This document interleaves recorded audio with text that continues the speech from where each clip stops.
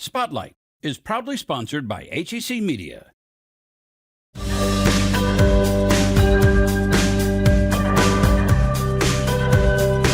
Today on Spotlight, the rich history behind Soldiers Memorial. Find out about the renovations and expansions you can enjoy. Plus, hearing loss affects up to 30% of military veterans. How is St. Louis University researchers trying to help? And then meet the St. Louis Special Needs Color Guard and find out about their proud history. But first, it's the 80th anniversary of D-Day. Find out about an event that took place to honor lives lost from this unforgettable event. It's Sunday and you're watching the multiple Emmy Award-winning Spotlight. 2024 marks the 80th anniversary of D-Day. On June 6, 1944, at midnight, Operation Overlord launched the landing and airborne operations of the Allied invasion of Normandy. Codename Operation Neptune was the largest seaborne invasion in history. This operation was pivotal to the liberation of France and the rest of Western Europe. D-Day approaches, and the ships are in their assigned positions.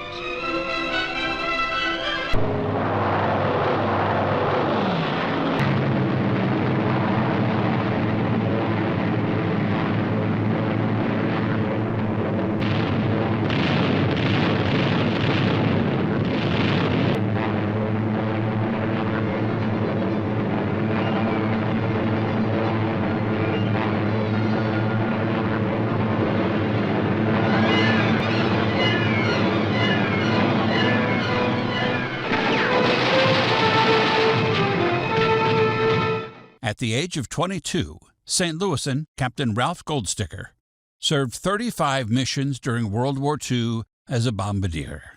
It was a dangerous job that required keen awareness and precision.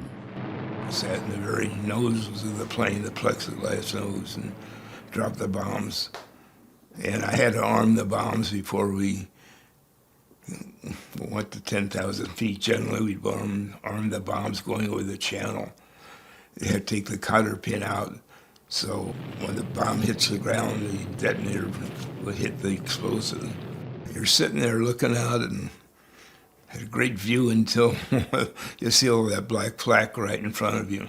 Flak was our greatest enemy. I mean, the flak is an artillery shell that explodes at your altitude. They know by radio and radar exactly your altitude and where you're going to be, and it bursts into 1,000 pieces. And when I went overseas, there was 25 missions, and before D, they raised it to 30, I guess losing too many crews. And after D-Day, they raised it to 35 because the Luftwaffe had been shot down pretty well. The purpose of the 8th Air Force really was destroy the German ability to wage war, and our priorities were oil refineries, ball bearing plants, railroad junctions, and aircraft factories. That's what I bombed mostly. It was all strategic bombing at that time.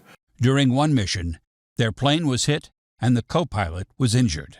Our co-pilot was injured, and a piece of flak over Munich. We were at 27,000 feet, and a burst of flak right under us and knocked out 2 engines, and a piece of flak came through the bottom of the plane. We had 70 holes, but one of them came through the bottom of the plane. The pilot sat on an armored seat, maybe a 1/4 inch thick, went through the co-pilot's upper thigh and out the roof. And I was a medical officer, so I gave him a shot of morphine and sprinkled sulfa on his wound. Fortunately, Captain Ralph Goldsticker made it safely through the war. I participated. I'm glad I survived. That was it. After my 35th mission. On the 80th anniversary of Normandy, at the age of 102, Ralph Goldsticker was one of 66 chosen World War II veterans to be a part of the historical D-Day event in France. Well, I was honored to be asked because American Airlines had 66 veterans from all over the country. And I think I was asked because I flew 2 missions D-Day. It was all coordinated by Appleton, Wisconsin honor flight. And on our flight, we had 66 veterans aged from 95 to 107, and we had 66 guardians. My son from Dallas flew with me. And there are also 20 medical personnel. There are 4 doctors and assistants with them. And there are also 50 cadets and midshipmen from the academies to help us. The thing that impressed me most about the entire trip probably is the American cemetery at Normandy. All these crosses and Star of Davids, and they're all kids. I mean, 19, 20, 21. And some of them I knew, a few. But that got to me more than anything else. While in France, Ralph Goldsticker and his son had the opportunity to meet the United States President and the First Lady. I met the President, and he gave me a specially minted D-Day coin. This is it for D-Day, and those are the 2 outstanding things, I think. When we're taking a picture, the 3 of us, Jill and the President and myself. The 80th D-Day anniversary event in Normandy attracted people and paratroopers from around the world to commemorate the hundreds of Allied soldiers who parachuted into Normandy during D-Day.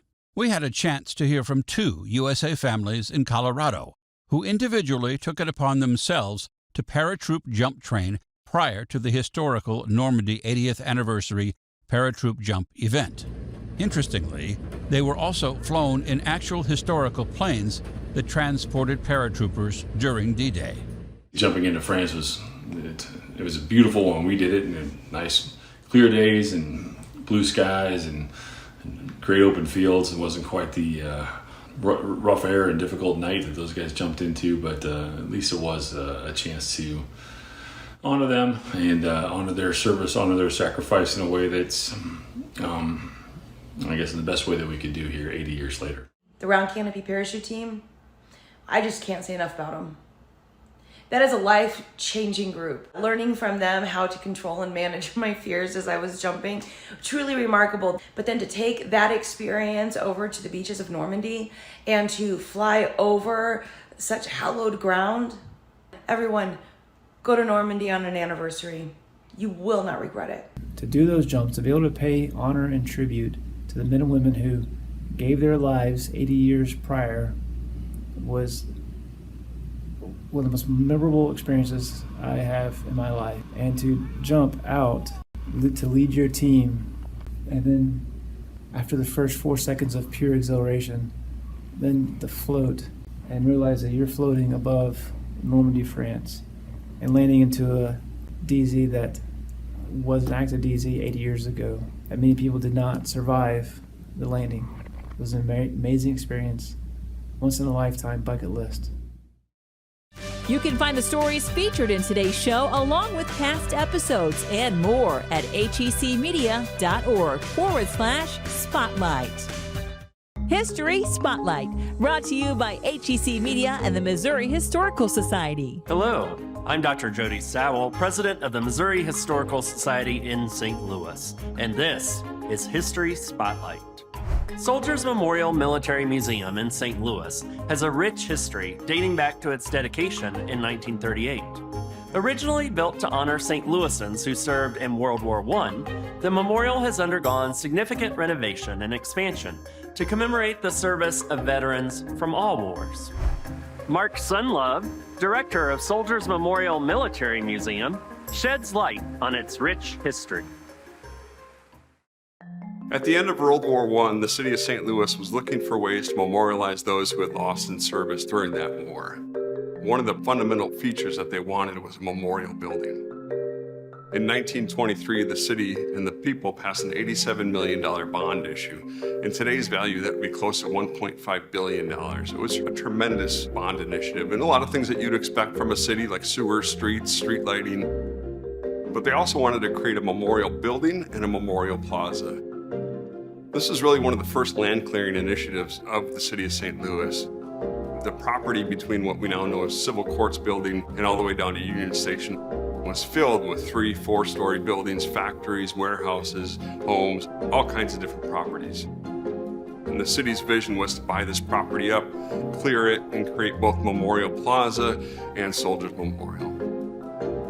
And it started that work in 1923, and as things dragged on, we were soon into the Great Depression. Money got tight, construction became more difficult, and so eventually by 1936, the city reached out to the federal government under Franklin Roosevelt and his Works Project Administration and requested an additional $800,000 to finish the construction of Soldiers Memorial and the completion of Memorial Plaza. So Franklin Roosevelt came in October of 1936, stood on the corner of 13th and Market Streets, and addressed the people of St. Louis and dedicated the site and future construction of Soldiers Memorial.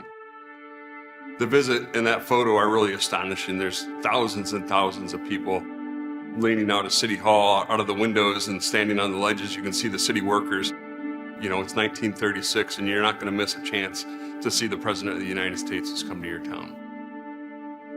After the visit to Soldiers, Roosevelt actually goes down to the riverfront and takes a look at what is about to become the Monument to Westward Expansion, which we all know now is the Gateway Arch National Park.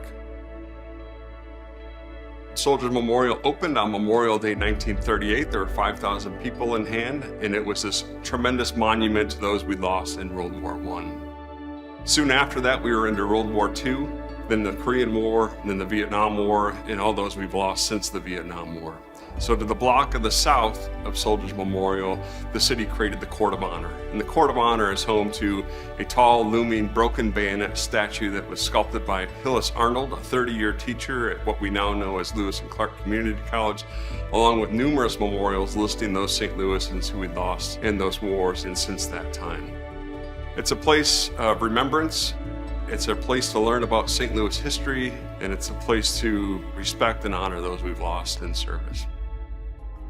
Next week on History Spotlight, the incredible story of the Ghost Army, a top-secret World War II unit that used deception and creativity to secure Allied victories. To learn more about the Missouri Historical Society, visit mohistory.org. HEC Media, bringing you culture and community. Find all of HEC's positive programming and award-winning content at hecmedia.org. Long or repeated exposure to sounds at or above 85 decibels can cause noise-induced hearing loss and tinnitus. But sometimes, all it takes is once.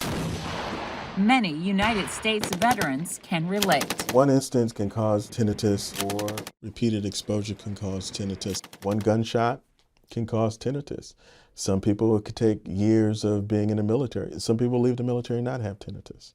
Dr. Dave Harris is an associate professor and director of audiology at St. Louis University School of Medicine. He explains how tinnitus is the perception of sound. Okay, can you hear me okay?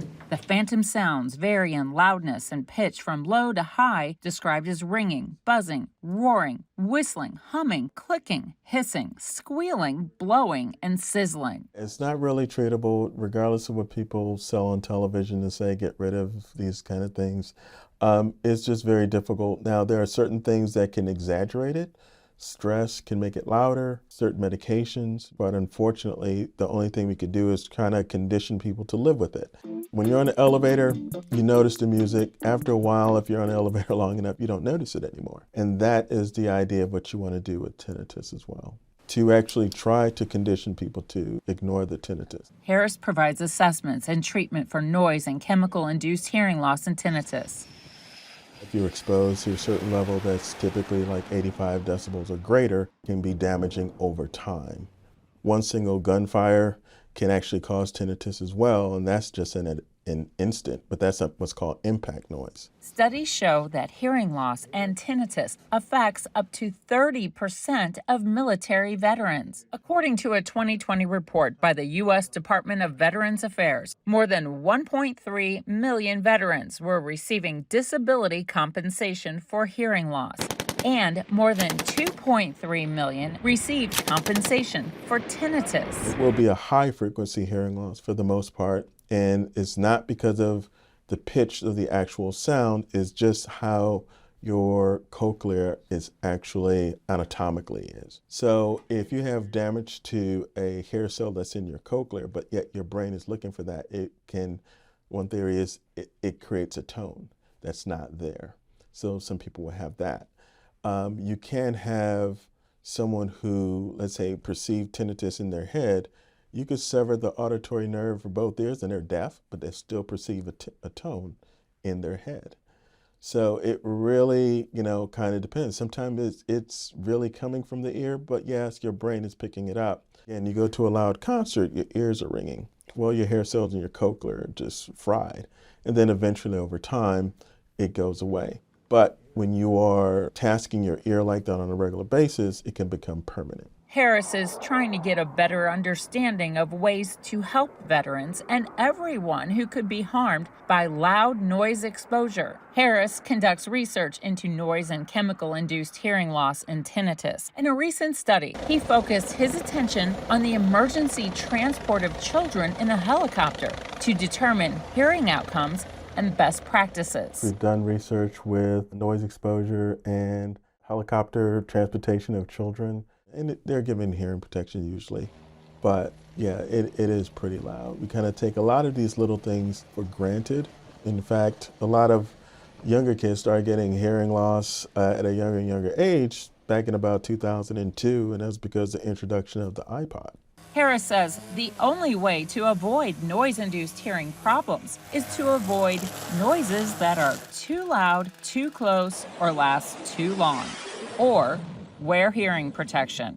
And don't forget, hearing tests are important. If that goes unchecked, it leads towards cognitive decline, dementia, anxiety, it just snowballs into other things because then you get into central auditory processing issues. So yeah, you should really, get a hearing test every year once you start reaching 60 plus. Stay on top of it just like anything else. Say the word baseball. Say the word cowboy. Later on Spotlight, an Army veteran in the all-black 351st Artillery Unit during the Battle of the Bulge. My name is Joe Vaughn. I'm president of the board and color guard commander. We are the only special needs color guard in the United States. The special needs color guard started as a fluke. Whenever I joined the special needs troop in 1999, they were bringing flags out, putting them in stands, and doing the Pledge of Allegiance. I decided that wasn't good enough, so we started bringing them out from center court of the basketball court, bringing them down in a line and having them peel off and go to their respective stands, turn, we do the Pledge of Allegiance, and then they'd post the colors. We did that for about 5 years, I guess, and then the school wanted to know if we could do a color guard for them at Southview. So we did the color guard for the school graduation. Parents liked it, the kids liked it, and that's actually what started the whole color guard. Key responsibilities, I guess, would probably come back on getting the cadets focused. Carrying the flags properly, being dressed properly, a good frame of mind. They need to be happy in their heart is what they need to be. And the biggest part of our guards are happy in their heart. It's a big responsibility doing color guards because you're carrying flags for Army, Navy, Air Force, Marine, Coast Guard. All of those groups are out there and they're watching you. And it's a big responsibility to do it right. We owe it to them. You see all the grave sites out here. We carry the flags for them, not only for us. It means a whole lot because we're doing a color guard in front of 1,000 million people and a lot of them that have fought for our country too, like veterans.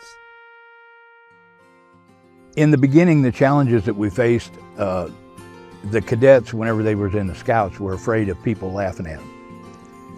And once we did the downtown parade and everybody was screaming their names and hollering and applauding for them, that went out the window. A lot of the challenges, maybe the cadets can't make it as far as the parade is. So that's why there's times whenever we're back behind them, because if they can't make it, will come up and grab the flag so they can sit out. So there's a lot of challenges to it. There's a lot of thought that goes into a color guard prior to us going there, and there's thought afterwards. The main thing is concentrate on what we're doing. Look at each other's flags with your eyes, not your head. And always listen to commands. There's a lot of things that they've learned off this color guard that they didn't learn growing up. They're more responsible citizens, I think, is the best way of saying it. Because we've taught them what freedom is. We've taught them what being a POW or an MIA is. We constantly keep them around military folks so they know what it is to serve for their country. They know what it is to die for their country. And that's some of the biggest things that we teach. Since I joined, I feel happy by doing it for the people that have fought for our country. If a person loves their country, would love to carry a flag for a veterans organization, travel, do color guards, this is the place for them to be, because we go everywhere. We feel that that's the best way that we can serve our state and our country. For more St. Louis stories, subscribe to the HEC YouTube channel. Connect STL from HEC Media. The year was 1919. Woodrow Wilson was president. A stamp was 3 cents. A loaf of bread cost you 9 cents. And on January 18th of that year, Adolphus Thaddeus Watson was born in Clarendon, Arkansas, into a society where African Americans were marginalized by segregation. Watson was raised by his aunt, Fanny Trent, a proud woman born into slavery. Did she remember when she became free? Yeah, she remember when they said they were free, but it didn't mean too much. And she couldn't read or write. So my job was to learn to read and write as quick as I could. And that's what I did. As a young man, Watson became part of the Great Migration as he joined millions of other blacks headed north for a chance at a better life. He settled in St. Louis in 1942 with his wife and children. The trajectory of Watson's life was forever changed with the world at war. In 1944, Watson, by now the father of 3, was drafted into the United States Army. America's military was not exempt from the world of Jim Crow. In World War II, the United States had 2 armies, a black army and a white army. You understand that? In 1944, Private First Class Watson and the members of the all-black 351st Artillery Unit boarded the Queen Elizabeth, headed for the United Kingdom. Upon arrival, the man raised by a former slave experienced something he had never known: freedom. Scotland wasn't segregated at all. I tell you what, you felt good about it because we had never saw these things happen. Winter 1944 was fast approaching, and the future of mankind hung in the balance. As the Allies prepared to fight what would prove to be the decisive battles in World War II, black soldiers faced the unthinkable.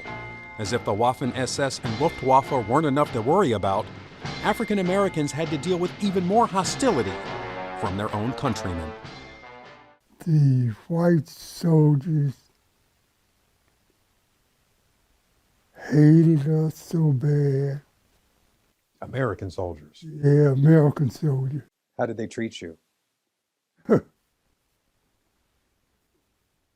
We fought. Physically? Yeah. But Watson and countless other African Americans answered the call to duty, and in late 1944, the 351st found themselves in the Ardennes Forest in northeast France.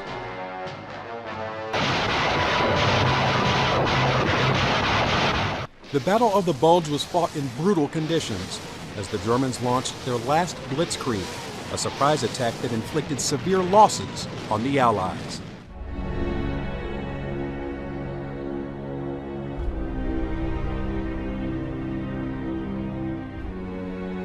"75 years later, a man who was there, a man who fought bravely under the American flag, still has difficulty talking about the experience. It's just like a nightmare. You ever had a nightmare and you wake up that morning and you didn't believe it happened? The 351st more than held their own as the Allies beat back the Germans. Private First Class Watson earned 2 Bronze Stars for his service.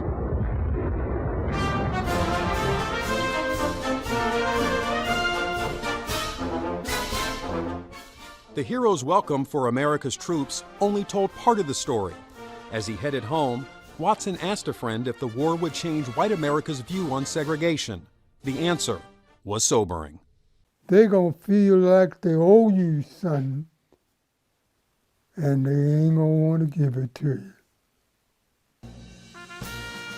Indeed, it would be another 20 years before President Johnson signed the Civil Rights Act. This Civil Rights Act is a challenge to all of us to go to work in our communities and our states, in our homes and in our hearts, to eliminate the last vestiges of injustice. But segregation did not stop Watson from working in construction for 31 years while raising 6 children with his wife, Lurleen. The priority in the Watson household was clear. Progress was to be measured in knowledge. All of my kids got college education. Everything I did was worth it. Webster's dictionary defines a hero as a person admired for achievements and noble qualities, and one who shows great courage. A black man born 100 years ago, raised by a former slave who fought for his country and paved the way for an entire generation to lead a better life, certainly qualifies. You have to be patient with each other, love each other, try to understand each other. Many who know the story of Adolphus Thaddeus Watson approach him to only say 2 words: thank you. I want to thank them for remembering and caring, because I appreciate it.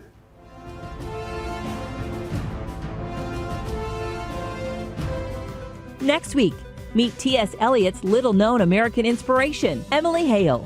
Plus, remembering local legend Ken Page's extraordinary life. Thanks for watching Spotlight. Join us next Sunday at 9:30 a.m. on KPLR 11.